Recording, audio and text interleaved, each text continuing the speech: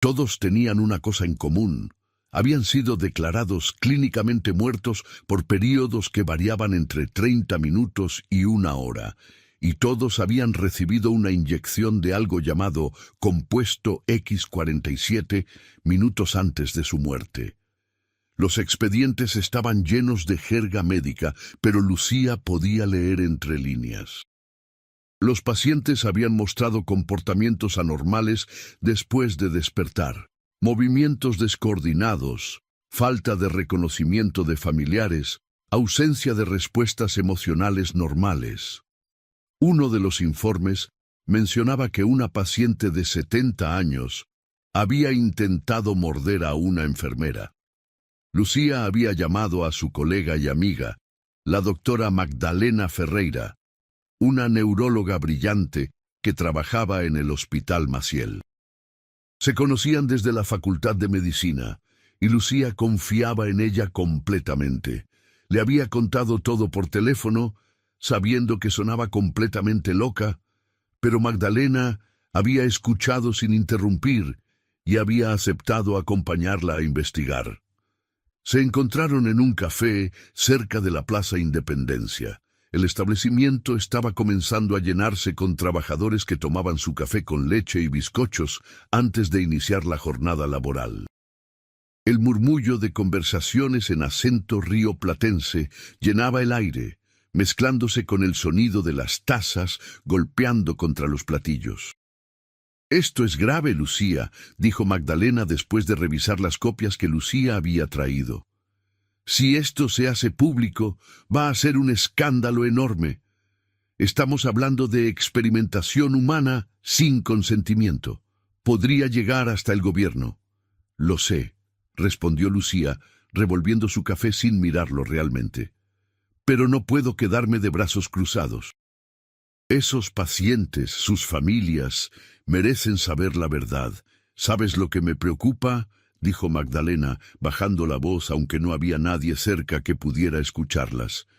«Los síntomas que describes, la falta de reconocimiento, los movimientos descoordinados, la agresividad, suena a daño cerebral severo. Si ese compuesto está reanimando los cuerpos, pero el cerebro ya sufrió muerte celular».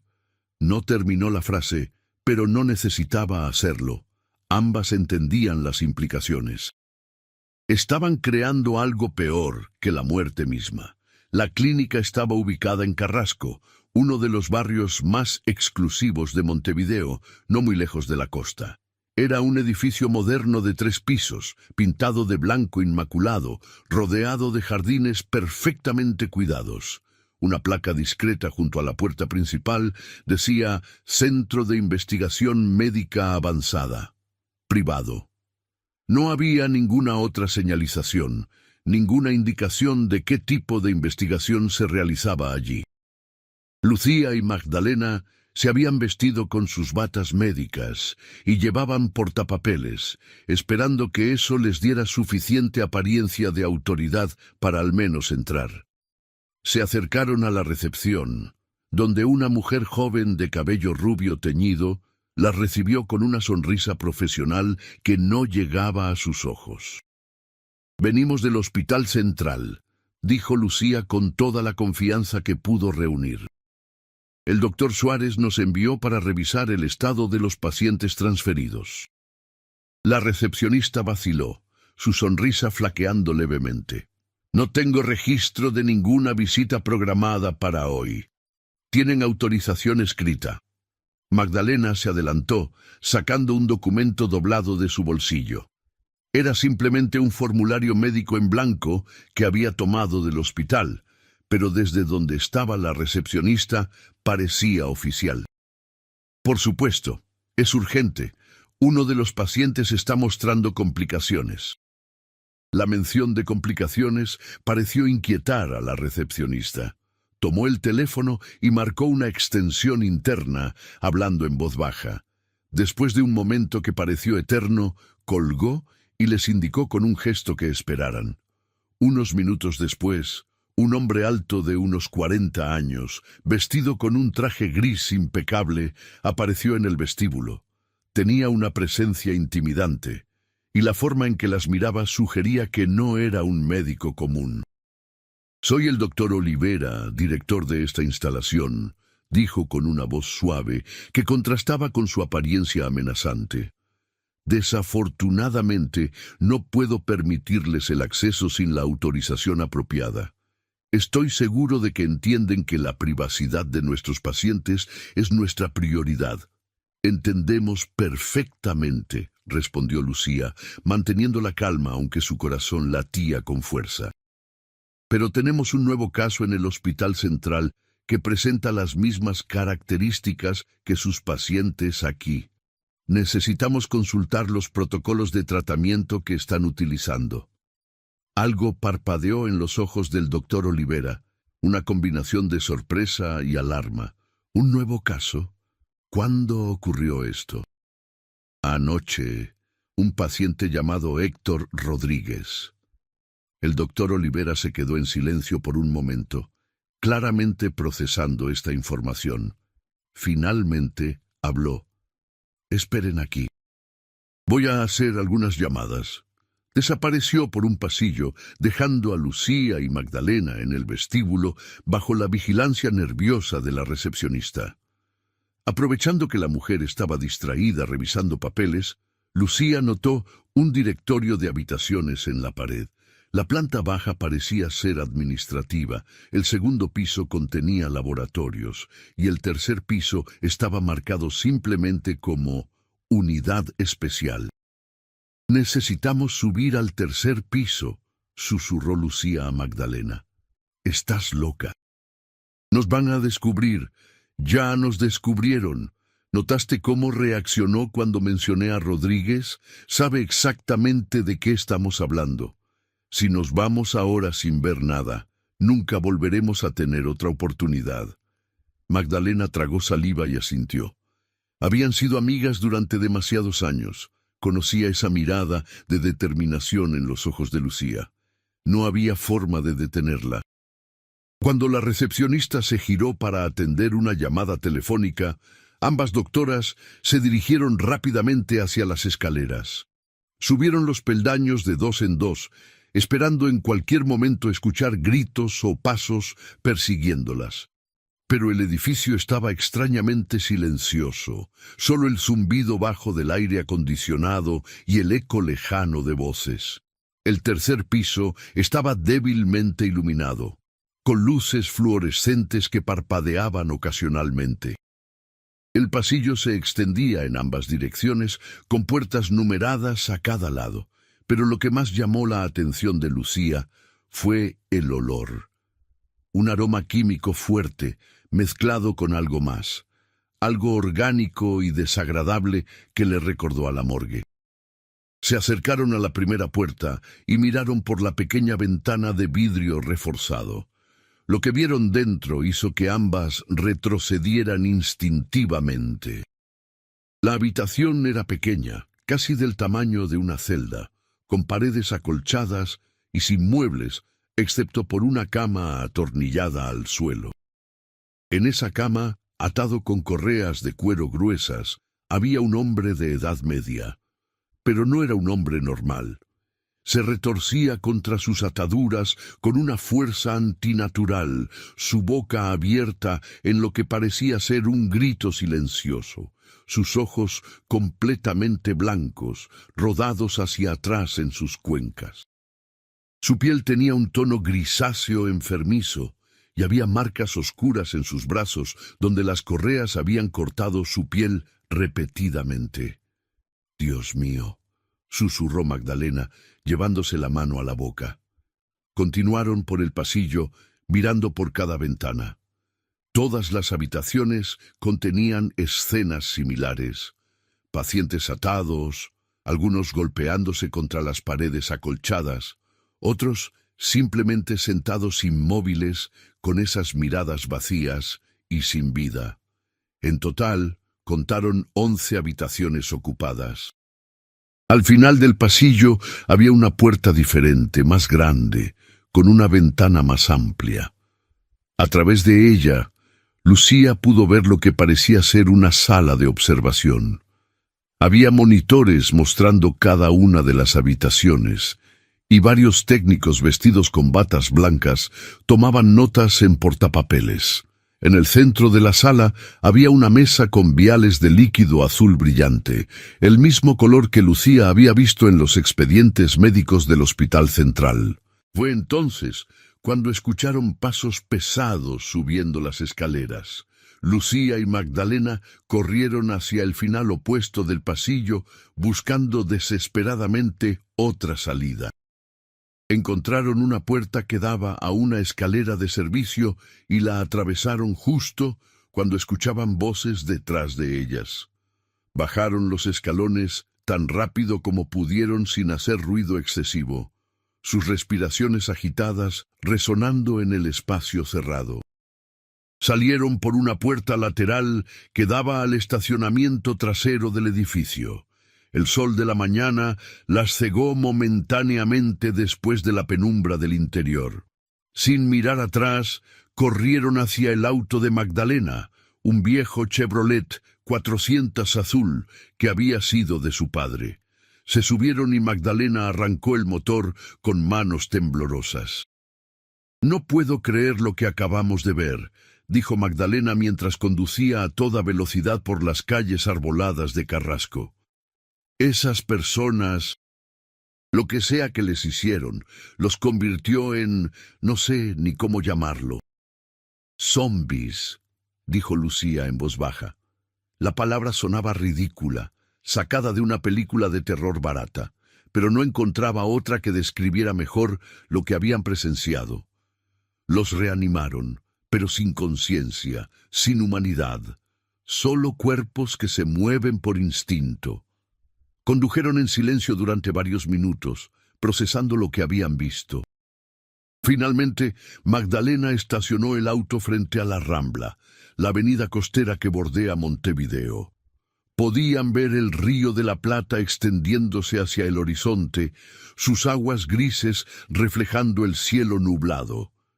Algunos pescadores matinales lanzaban sus líneas desde las rocas, completamente ajenos a los horrores que ocurrían a pocos kilómetros de distancia.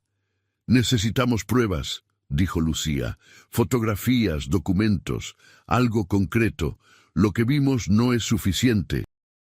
Dirán que estamos inventando historias. ¿Y cómo se supone que vamos a conseguir eso? Ahora saben que estuvimos allí. Probablemente ya estén tomando medidas para encubrir todo». Lucía pensó por un momento.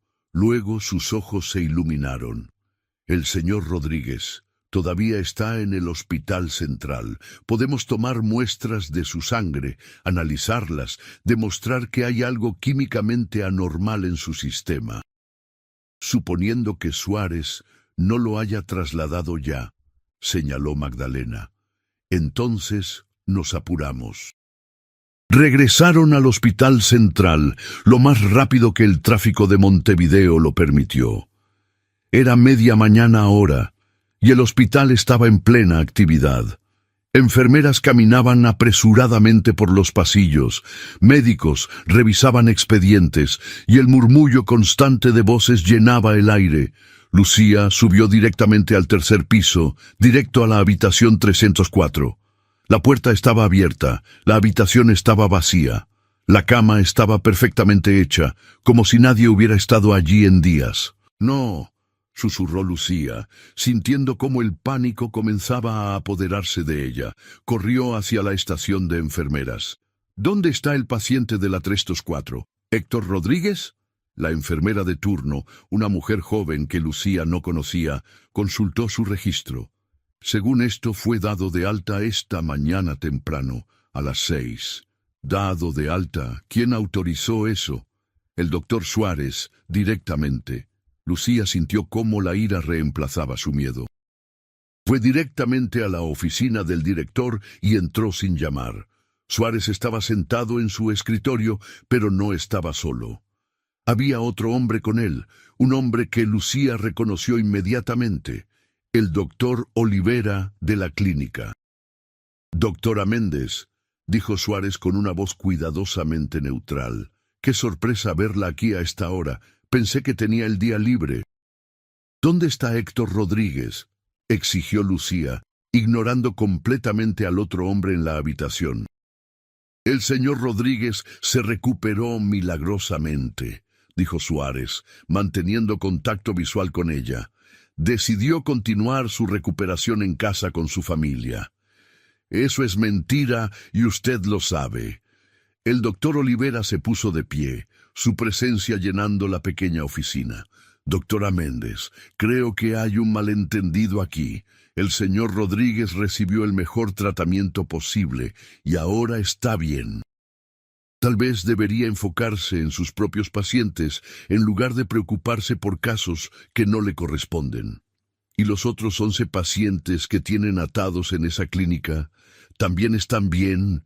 La voz de Lucía estaba cargada de sarcasmo y rabia. El rostro de Olivera se endureció. No sé de qué está hablando, y le sugiero que tenga cuidado con las acusaciones que hace. La difamación es un delito serio. ¿Saben qué más es un delito serio? La experimentación humana no autorizada.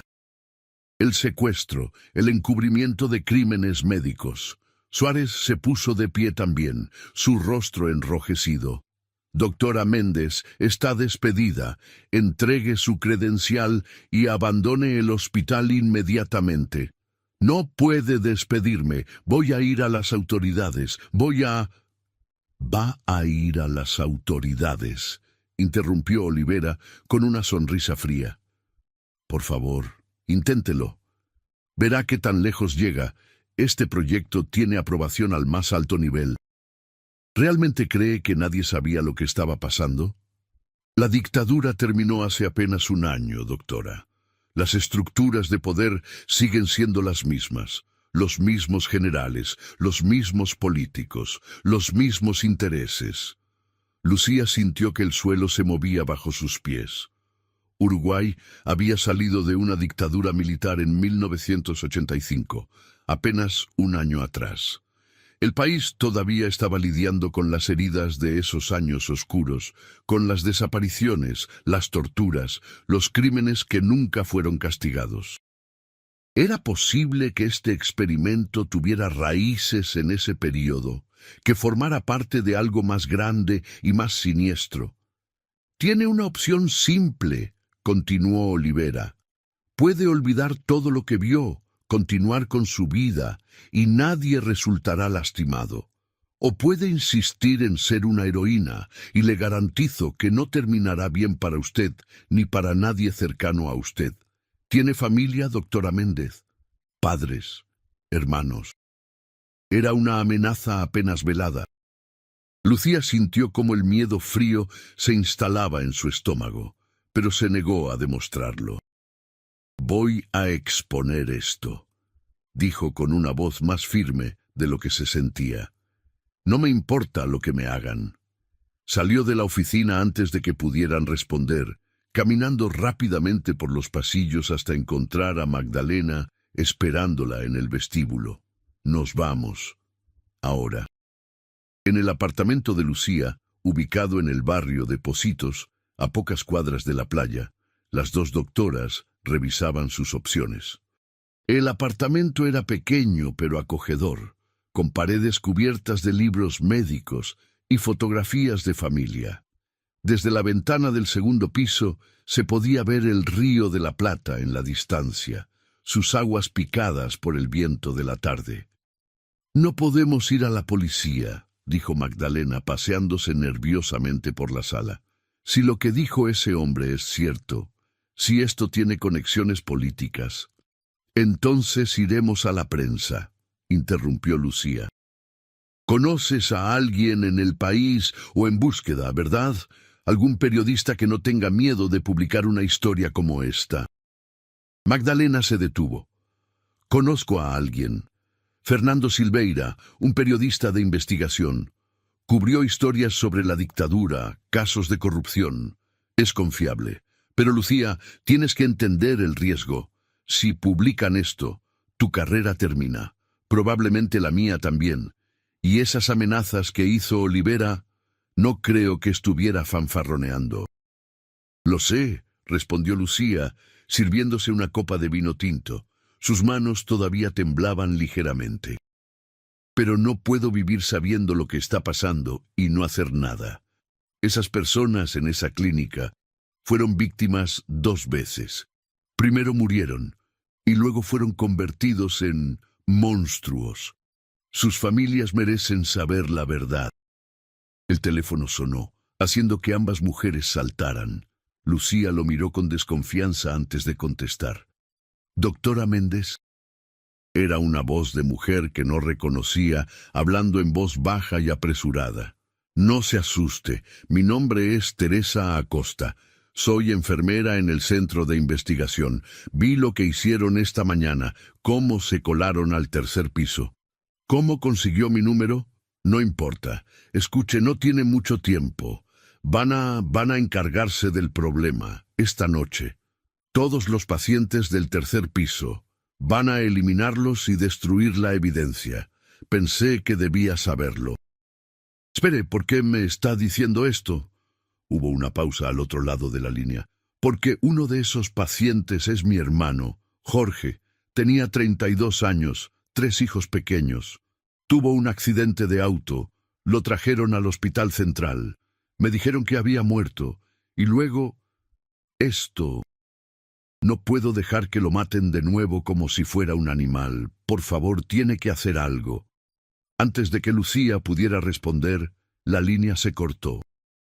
Miró a Magdalena, quien había escuchado suficiente de la conversación para entender la gravedad de la situación. «Tenemos que ir ahora. Esta noche. Necesitamos evidencia antes de que la destruyan». «¿Estás hablando de irrumpir en esa clínica? Lucía, nos arrestarán. O algo peor». «No, si lo hacemos bien. Necesitamos ayuda. Gente en la que podamos confiar». Lucía pensó por un momento. Luego tomó el teléfono y marcó un número. «Pablo, soy Lucía». «Sí, sé que no hemos hablado en meses, pero necesito un favor enorme. ¿Recuerdas que me dijiste que si alguna vez necesitaba algo?» Pablo Vargas era fotógrafo freelance y exnovio de Lucía. Habían terminado su relación amistosamente hacía un año, pero seguían siendo amigos.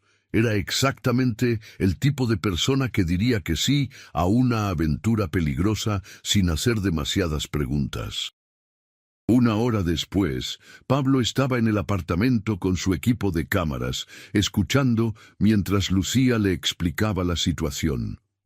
Para su crédito, no la llamó loca ni trató de disuadirla. Simplemente asintió y comenzó a preparar su equipo. «Voy a necesitar película de alta sensibilidad», dijo, revisando sus lentes. «Si vamos de noche, la iluminación será mala. ¿Y están seguros de que podremos entrar?» La enfermera dijo que dejaría una puerta lateral sin trabarse, explicó Lucía. «Ingresa el personal de limpieza nocturno alrededor de las 10. Podemos mezclarnos con ellos. Y si nos descubren, ¿cuál es el plan?» «Correr muy rápido», dijo Magdalena con humor sombrío. A las 9:30 de esa noche, los 3 estaban estacionados a media cuadra de la clínica en Carrasco. El edificio estaba iluminado, pero solo en la planta baja y partes del 2º piso. El 3er piso estaba casi completamente oscuro. Pablo había vestido a todos con ropa oscura y les había dado instrucciones simples. «Manténganse juntos, no hablen a menos que sea absolutamente necesario, y si algo sale mal, cada uno por su cuenta». Esperaron hasta que vieron llegar una camioneta blanca con el logo de una empresa de limpieza. 3 mujeres con uniformes azules bajaron y comenzaron a descargar sus suministros. Lucía, Magdalena y Pablo salieron del auto y caminaron casualmente hacia la entrada lateral, como si fueran parte del mismo equipo. La puerta estaba, como había prometido Teresa, sin trabar. Se deslizaron dentro mientras las empleadas de limpieza estaban distraídas organizando sus equipos en el vestíbulo. El interior estaba más oscuro de lo que Lucía recordaba de su visita matutina, iluminado apenas por luces de emergencia en los pasillos. Subieron las escaleras hacia el 3er piso. cada paso pareciendo resonar como un trueno en el silencio del edificio. Cuando llegaron al piso superior, se encontraron con un espectáculo que Lucía nunca olvidaría. Los pacientes estaban más agitados que en la mañana. Sus gemidos y golpes contra las paredes creaban una sinfonía perturbadora que resonaba por todo el pasillo. Algunos se habían lastimado a sí mismos en su frenesí, dejando manchas de sangre en las paredes acolchadas. El olor era peor ahora, un hedor de carne descompuesta mezclado con químicos médicos. Pablo comenzó a fotografiar inmediatamente, su cámara haciendo clic silenciosamente mientras documentaba cada habitación. Lucía y Magdalena revisaban las estaciones médicas, buscando expedientes, viales del compuesto azul, cualquier cosa que pudiera servir como evidencia. Fue Magdalena quien encontró la oficina del doctor Olivera. No estaba cerrada con llave, un descuido sorprendente o quizás simplemente arrogancia. Dentro encontraron lo que estaban buscando. Archivos completos del proyecto Phoenix, incluyendo las autorizaciones gubernamentales, los resultados de las pruebas y lo más incriminatorio de todo, una lista de los pacientes que habían sido parte del experimento sin su consentimiento. Lucía comenzó a fotografiar cada documento con una pequeña cámara que había traído. Había al menos 50 páginas de información, cada una más condenatoria que la anterior. El proyecto había comenzado en 1984, durante los últimos días de la dictadura militar, financiado por una combinación de fondos militares y una compañía farmacéutica estadounidense. El objetivo original era crear un compuesto que pudiera revivir a soldados caídos en combate, dándoles una segunda oportunidad. Pero los primeros experimentos, realizados en prisioneros políticos, habían fallado espectacularmente. Los sujetos revivían, pero sin funciones cerebrales superiores, solo con instintos básicos y agresividad extrema. En lugar de abandonar el proyecto, los militares lo habían refinado, reduciendo la dosis y el tiempo de aplicación después de la muerte. Los resultados mejoraron marginalmente, pero los sujetos seguían mostrando daño cerebral severo y comportamiento impredecible. Cuando terminó la dictadura en 1985, el proyecto debería haber sido cancelado, pero había demasiado dinero invertido, demasiadas carreras políticas vinculadas a su éxito. Así que lo privatizaron, trasladándolo a hospitales civiles bajo el disfraz de investigación médica legítima. «Lucía, tenemos que irnos», susurró Pablo desde la puerta. Escuché voces abajo. Lucía tomó las últimas fotografías y guardó la cámara. Estaban saliendo de la oficina cuando escucharon pasos subiendo las escaleras. No eran los pasos del personal de limpieza. Eran pasos pesados, militares, múltiples personas. «La escalera de servicio», dijo Magdalena, señalando hacia el final del pasillo. Corrieron, pero no lo suficientemente rápido. Las luces del pasillo se encendieron de repente, cegándolos momentáneamente. Cuando la vista de Lucía se ajustó, vio al doctor Olivera parado al final del pasillo con 4 hombres grandes vestidos con trajes oscuros.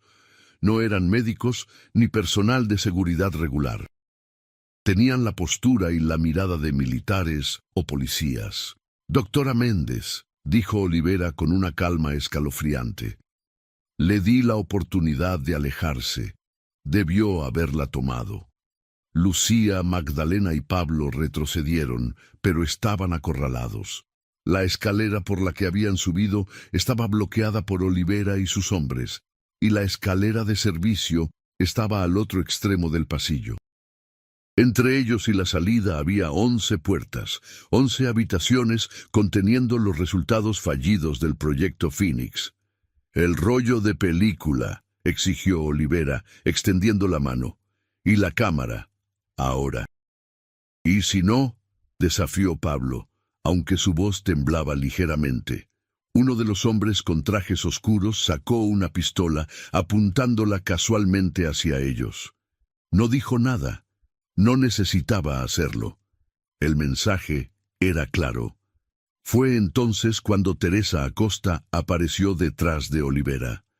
Lucía apenas la reconoció de la descripción que había dado por teléfono. Era una mujer de unos 30 años, con cabello castaño recogido en una cola de caballo y ojos enrojecidos que sugerían que había estado llorando. «Doctor Olivera», dijo Teresa con voz temblorosa pero decidida, «esto tiene que terminar. Lo que le hicieron a mi hermano, a todas estas personas, es monstruoso». «Vuelve al primer piso, Teresa», respondió Olivera sin mirarla.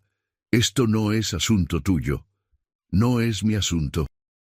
Mi hermano está atado como un animal en la habitación 7. ¿Cómo puede decir que no es mi asunto? Tu hermano estaba muerto. Le dimos una segunda oportunidad». «¿Esto es una segunda oportunidad?» Teresa gesticuló hacia las habitaciones.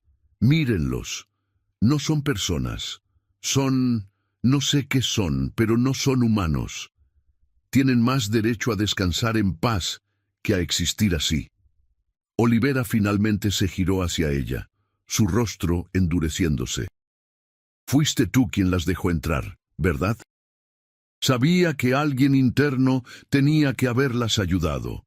«Sí, fui yo», admitió Teresa, su voz ganando fuerza. «Y lo haría de nuevo. Alguien tiene que detener esto». Mientras esta confrontación se desarrollaba, Lucía notó algo. Los gemidos y golpes de los pacientes habían aumentado en intensidad. Era como si pudieran sentir la tensión en el pasillo. Una de las puertas, la habitación 3, comenzó a crujir bajo los golpes repetidos del paciente dentro. «Necesitamos aumentar sus sedantes», murmuró uno de los hombres con trajes oscuros a Olivera. «Están más agitados de lo normal».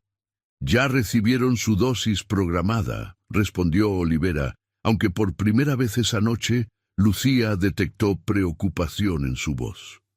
«No podemos darles más, sin riesgo de paro cardíaco». «¿Y eso sería tan malo?», preguntó el hombre cínicamente. La puerta de la habitación 3 crujió más fuerte. La madera alrededor de las bisagras comenzó a astillarse. El paciente dentro era uno de los más grandes, un hombre que había sido físicamente imponente en vida y que aparentemente conservaba esa fuerza en su estado actual. «Tal vez deberíamos movernos a otro piso», sugirió Pablo, retrocediendo instintivamente. Pero era demasiado tarde. La puerta de la habitación 3 se dio con un estruendo que resonó por todo el edificio. El paciente salió tambaleándose al pasillo, sus correas de contención colgando rotas de sus muñecas ensangrentadas. Sus ojos blancos se fijaron en el grupo de personas al final del pasillo. Lo que sucedió después fue caótico. El hombre del traje oscuro levantó su pistola y disparó, pero su mano temblaba y la bala impactó en la pared. El sonido del disparo pareció desatar algo en las otras habitaciones. Los golpes y gemidos se intensificaron hasta convertirse en un rugido colectivo. Otra puerta cedió, y otra.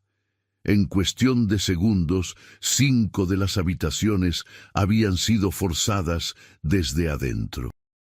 Los pacientes salían al pasillo, moviéndose con esa combinación perturbadora de torpeza y determinación implacable. «¡Retrocedan!», gritó Olivera a sus hombres. «¡A la escalera! ¡Ahora!». En la confusión, Lucía agarró a Magdalena y Pablo y corrió hacia la escalera de servicio. Teresa lo siguió, abandonando a Olivera y sus hombres a su suerte. Bajaron los escalones de 2 en 2, escuchando gritos y disparos resonando arriba. Salieron por la misma puerta lateral por la que habían entrado, corriendo hacia el auto de Magdalena sin mirar atrás. Solo cuando estuvieron a varias cuadras de distancia, Magdalena se detuvo, todas respirando pesadamente. «¿Qué acabamos de hacer?», jadeó Pablo. «Los liberamos». respondió Teresa simplemente. Su rostro estaba pálido pero sereno, como si hubiera hecho las paces con algo. Ahora al menos tendrán una muerte real.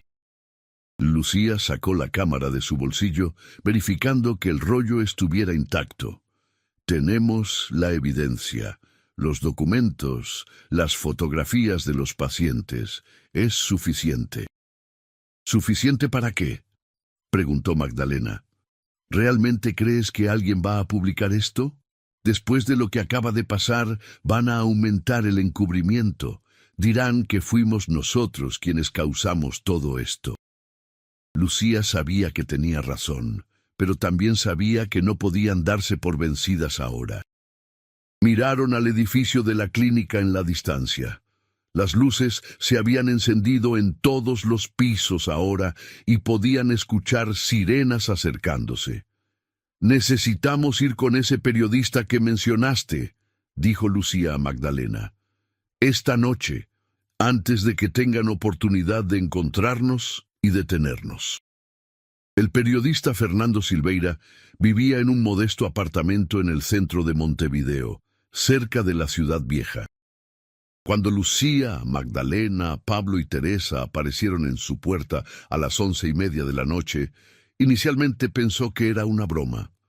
Pero cuando vio las fotografías que Pablo había tomado y leyó los documentos que Lucía había fotografiado, su escepticismo se transformó en horror y luego en una determinación fría. Esto es más grande que cualquier cosa en la que haya trabajado», dijo, extendiendo las fotografías sobre su mesa de comedor. «Pero tienen razón, va a ser casi imposible de publicar. Las conexiones políticas que mencionan estos documentos, algunos de estos nombres todavía están en posiciones de poder». «Entonces, ¿qué hacemos?», preguntó Lucía, sintiendo la desesperación comenzar a apoderarse de ella. «Simplemente nos rendimos». Fernando negó con la cabeza, una sonrisa amarga en sus labios. «No dije que no lo haría. Dije que sería difícil. Tengo contactos en periódicos de Argentina y Brasil. Si puedo hacer que publiquen la historia allí primero, generará suficiente presión internacional que los medios locales no tendrán opción de seguir. ¿Cuánto tiempo llevará eso? ¿Unos días? ¿Tal vez una semana? Necesito verificar la información, hablar con fuentes, asegurarme de que todo sea airtight. Ustedes van a tener que esconderse durante ese tiempo. ¿Tienen algún lugar donde puedan quedarse donde nadie los buscaría?». Fue Teresa quien respondió. «Mi tía tiene una casa en Colonia del Sacramento. Está vacía desde que ella murió el año pasado. Nadie sabe que todavía tengo las llaves. Colonia del Sacramento era una ciudad histórica a unos 177 kilómetros al oeste de Montevideo, en la costa del Río de la Plata frente a Argentina. Era el lugar perfecto para desaparecer por unos días. El viaje a Colonia fue tenso y silencioso. Salieron antes del amanecer, usando el auto de Pablo en lugar del de Magdalena por si acaso alguien estuviera buscando su vehículo. La carretera estaba mayormente vacía a esa hora, solo ocasionalmente pasaban camiones haciendo entregas matutinas. La casa de la tía de Teresa era una estructura colonial antigua en el casco histórico de la ciudad, con paredes de piedra gruesas y techos de tejas rojas. Estaba un poco descuidada por el año de abandono, pero era cómoda y, lo más importante, aislada. Durante los siguientes 4 días vivieron en un estado de ansiedad constante. Escuchaban las noticias en la radio, esperando alguna mención de lo que había pasado en la clínica, pero no había nada, ni una palabra. Era como si nada hubiera ocurrido. «Están encubriéndolo», dijo Magdalena en la tercera noche, mientras compartían una cena simple de pasta y vino. «Por supuesto que lo están. Probablemente dijeron que fue un incendio o algo así». «¿Y los pacientes?», preguntó Pablo. «¿Qué creen que les pasó?». Nadie respondió. Todos habían estado pensando en eso, imaginando diferentes escenarios, ninguno de ellos bueno. Los pacientes habían estado debilitados, descoordinados. Incluso si habían logrado salir del edificio, ¿a dónde habrían ido? ¿Qué habrían hecho? Teresa había estado particularmente callada estos días. Pasaba horas sentada en la pequeña terraza trasera, mirando hacia el río, fumando cigarrillos tras otro. Lucía sabía que estaba pensando en su hermano Jorge, preguntándose si había escapado, si finalmente había encontrado paz, o si seguía en algún lugar, atrapado en ese horrible estado intermedio entre la vida y la muerte. El cuarto día, Fernando finalmente llamó. La historia se publicaría en la edición del domingo de un importante diario argentino. Tenía el apoyo de la redacción y habían verificado independientemente algunos de los hechos a través de fuentes en el Ministerio de Salud uruguayo. «Prepárense», advirtió Fernando. «Cuando esto salga, habrá consecuencias, para todos nosotros». El domingo 24 de agosto de 1986, el diario argentino La Nación publicó un extenso artículo en su portada con el titular «Experimentos de reanimación en Uruguay. Escándalo médico-político involucra a exmilitares y gobierno civil». El artículo incluía varias de las fotografías que Pablo había tomado, aunque las más gráficas habían sido censuradas. Detallaba el proyecto Phoenix, nombrando a funcionarios específicos que habían autorizado o participado en el programa. Incluía testimonios anónimos de personal médico, aunque solo Lucía, Magdalena y Teresa estaban identificadas por nombre como las whistleblowers principales. La reacción fue inmediata y explosiva. Los medios uruguayos, inicialmente renuentes a tocar la historia, se vieron obligados a reportarla una vez que se convirtió en noticia internacional. Los canales de televisión dedicaron segmentos especiales, los periódicos locales enviaron reporteros a investigar. El gobierno uruguayo negó cualquier conocimiento o participación en experimentos no éticos. El Ministerio de Salud lanzó una investigación oficial, aunque Lucía sospechaba que sería principalmente para apariencias. La clínica en Carrasco fue cerrada por violaciones de regulaciones sanitarias, y el doctor Olivera desapareció, según rumores había huido a Brasil. Pero la pregunta que nadie podía responder, la que mantenía a Lucía despierta por las noches, era ¿qué había pasado con los pacientes del tercer piso? La versión oficial era que habían muerto en el incidente en la clínica, que sus cuerpos habían sido cremados antes de que nadie pudiera hacer preguntas. Pero Lucía no lo creía. Había visto cómo esos pacientes habían derribado puertas reforzadas. Había visto su fuerza, su determinación implacable. Algunos de ellos habían escapado. Estaba segura. Y tenía razón. 2 semanas después de que la historia se publicara, Lucía recibió una llamada de un colega en el hospital de Maldonado, un pueblo costero al este de Montevideo. Le contó sobre un caso extraño. Un hombre había sido encontrado vagando en la playa de noche, desorientado, con comportamiento agresivo. Cuando trataron de ayudarlo, los había atacado. Eventualmente tuvieron que sedarlo fuertemente. Sus análisis de sangre mostraban químicos no identificados en su sistema. Lucía hizo el viaje a Maldonado. Cuando vio al paciente, lo reconoció inmediatamente. Era uno de los hombres del tercer piso de la clínica, uno que había fotografiado. Estaba más delgado ahora, demacrado por semanas de vagar sin comida ni agua apropiada. Pero era definitivamente él. «¿Qué quiere que hagamos con él?», preguntó el médico a cargo, un hombre mayor de mirada bondadosa. Lucía miró al paciente dormido, atado a la cama del hospital. En su expediente decía que se llamaba Ricardo Molina, que tenía 43 años cuando murió de un aneurisma cerebral. Tenía una esposa y 2 hijas, una familia que pensaba que había sido enterrado meses atrás. «Necesita cuidados paliativos», dijo Lucía finalmente. No hay forma de revertir el daño cerebral. Lo más humano que podemos hacer es mantenerlo cómodo hasta que su cuerpo finalmente se rinda. El médico asintió con comprensión. ¿Y la familia? Dígales la verdad. Merecen saber. Durante las siguientes semanas aparecieron más casos. Un paciente en Salto, otro en Rivera, uno más en Paysandú. Todos mostraban el mismo patrón: desorientación severa, comportamiento agresivo, químicos no identificados en la sangre. Lucía trabajó con los hospitales locales para asegurar que cada uno recibiera cuidado apropiado y que sus familias fueran informadas con compasión sobre lo que había sucedido.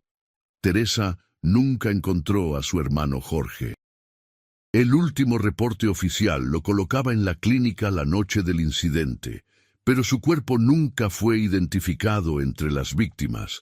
Teresa eligió creer que había escapado, que de alguna forma había encontrado paz, aunque ambas sabían que era más probable que hubiera muerto en algún lugar solitario, sin nadie que lo conociera o lo llorara. El Hospital Central ofreció reintegrar a Lucía después de que Suárez renunciara en desgracia, pero ella declinó. En cambio, abrió una pequeña clínica en Colonia del Sacramento, donde había pasado esos días escondida. Se especializó en cuidados paliativos, ayudando a personas en las etapas finales de la vida a encontrar dignidad y paz.